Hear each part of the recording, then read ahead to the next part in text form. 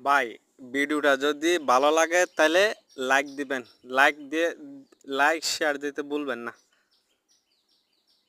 আমি কিন্তু টিকটকে নতুন।